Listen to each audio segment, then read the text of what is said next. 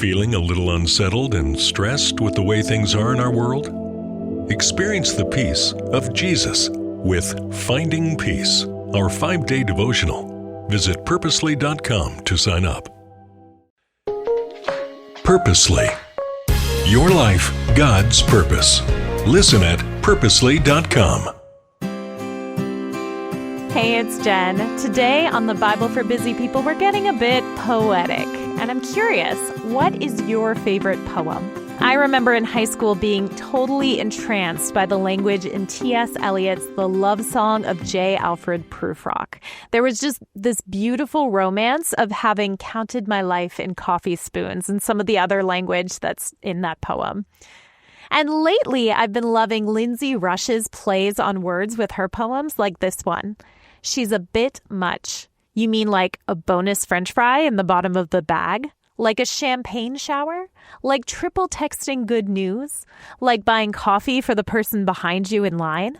Or did you mean a bit much like an unexpected upgrade to business class? Or theme parties? Or the band pretending to go off stage and then coming back for an unforgettable encore? I'm going to let you go back and read the whole thing. It is a wonderful poem. But my very favorite lately is a poem from Mary Oliver that says, I have decided to find myself a home in the mountains, somewhere high up where one learns to live peacefully in the cold and the silence.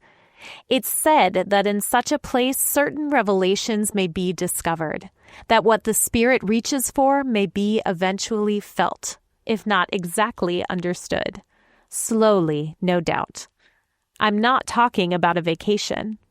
Of course, at the same time, I mean to stay exactly where I am. Are you following me? Perhaps you love a classic like She Walks in Beauty Like the Night by Lord Byron, or Two Roads Diverged in a Yellow Wood by Robert Frost, or even simply Roses are red, violets are blue.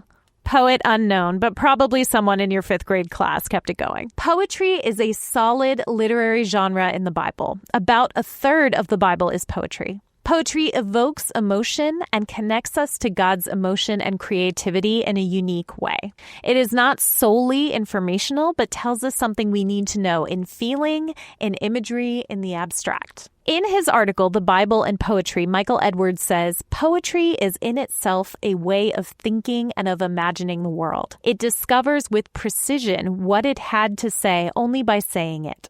The meaning of a poem awaits us in its manner of being. And meaning, in the customary sense of the word, is not what is most important about it.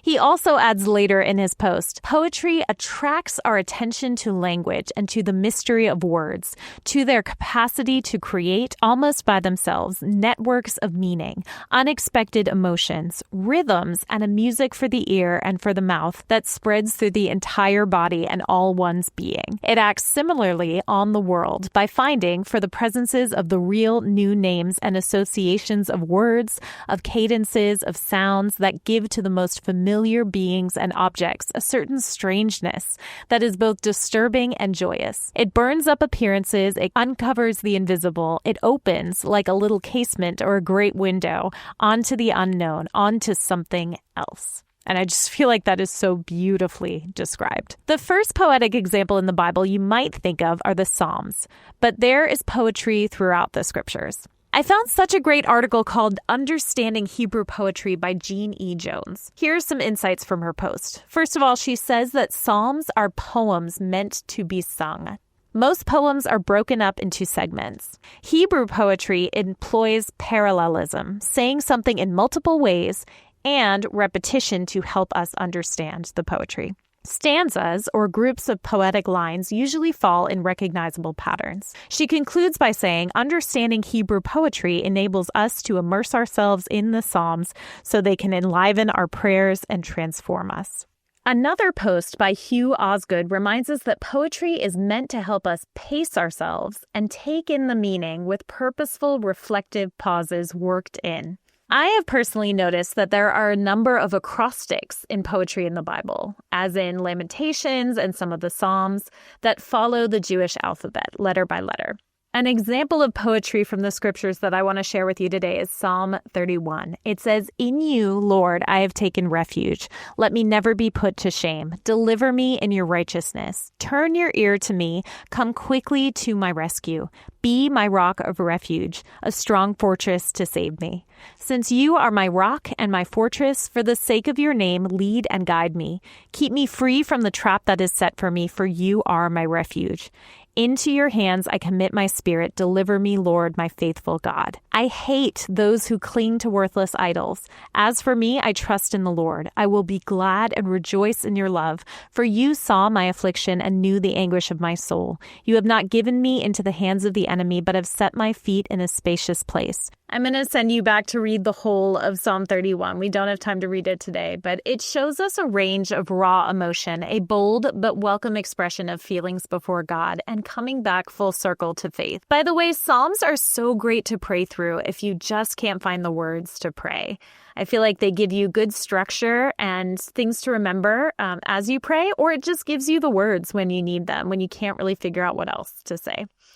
Included in the poetry of the Bible, there are also the Songs of Ascent, which were a group of 15 psalms that range from Psalm 120 to 134. And they were actually sung by Hebrew pilgrims as they made their way to Jerusalem to worship or to participate in a religious festival, according to the Daily Grace Company.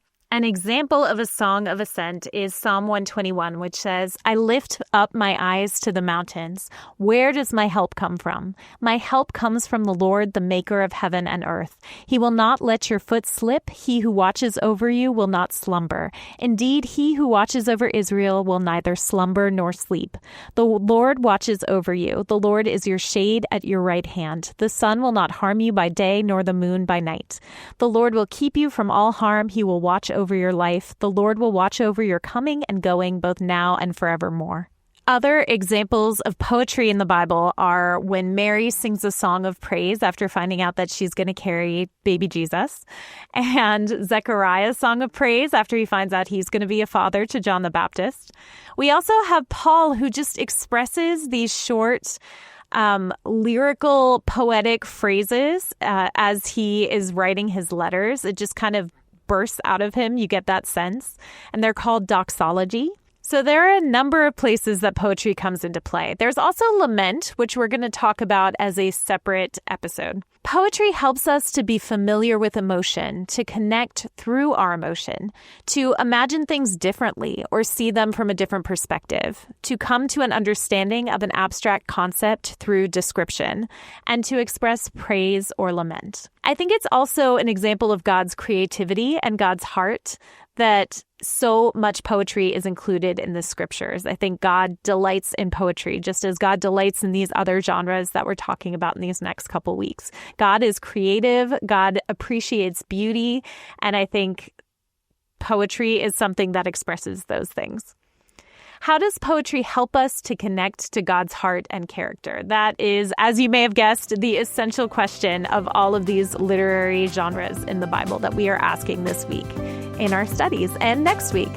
I'll chat with you then about more literary genres of the Bible. Thank you for listening to The Bible for Busy People. If you need prayer or want to go deeper in your faith, visit our show notes. Will you take a moment to share with a friend and leave a review? It helps the Bible get into even more people's minds and hearts. Find more podcasts that will recharge you at purposely.com.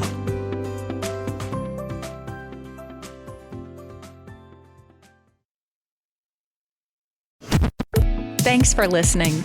We just wanted to take a minute to let you know that just like you and your family, Purposely is also part of a family, the Krista Family of Ministries. Krista helps kids and teens learn and grow in their faith at King Schools and Miracle Ranch Camp.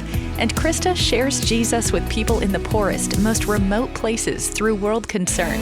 Krista Senior Living is a community of love and care, and Krista Media is a place of hope on the radio. God is changing lives through these 5 ministries, and Krista is on mission to share the good news of Jesus. To learn more, visit krista.org.